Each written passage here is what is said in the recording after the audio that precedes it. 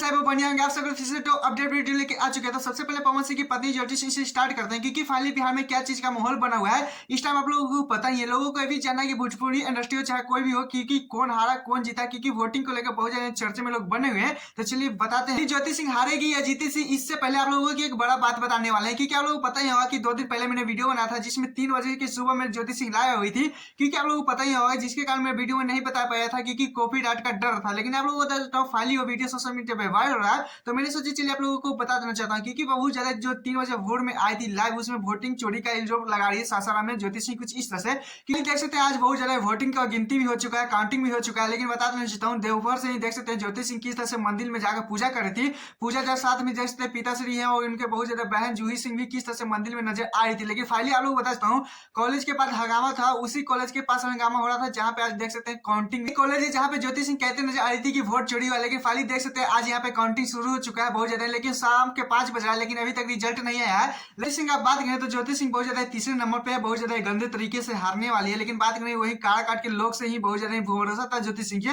कि वहां के लोग प्यार देंगे, लेकिन काराकाट से फाइनली बहुत ज्यादा कम प्यार मिला ज्योति सिंह को। खैर आप लोगों की इस पे क्या राय है प्लीज कमेंट में बताइए। अपडेट चलते हैं जिससे खेसारी लाल यादव का काउंटिंग स्टार्ट है, क्योंकि अभी तक फाइनली उनका भी रिजल्ट नहीं आया है। क्योंकि आप लोग वो भी बहुत ज्यादा अच्छी तरीके से चल रहे हैं, लेकिन लोगों को बहुत ज्यादा डाउट है कि खेसारी लाल यादव कम चांस है कि जीतेंगे, यानी शत्रुघ्न यादव बहुत ज्यादा कम चांस जीतेंगे। लेकिन आप लोग बता फाइनली देख सकते हैं खेसारी लाल यादव का भी जो मंदिर में जिस तरह से पूजा पाठ कर रहे थे वो भी सोशल मीडिया पे वीडियो वायरल रहा था। खेसारी लाल यादव के साथ उनकी पत्नी भी पूजा करते नजर आ रही है, लेकिन बहुत ज्यादा लोग ट्रोल मिल रहे हैं, बहुत ज्यादा मजाक बना रहे हैं कि एलर्जेटिक है इस तरह से उस तरह से, मतलब बहुत ज्यादा घटिया मजाक बनाते हुए नजर आ रहे हैं। लेकिन वहीं पे खेसारी लाल यादव का बात करें तो बहुत ज्यादा 5 घंटे पहले एक इंटरव्यू दे रहे हैं जहाँ पे ये सब बात बोल मुझे तो कम्प्लीटली मुझे लगता था कि मेरे हाथ में सब कुछ है, मैं जो चाहता था वो कर पाता था, कर भी लेता था, मेहनत से कर लेता था अपने, मैं मेहनत करके लड़के मर के जैसे भी होता था कर लेता था।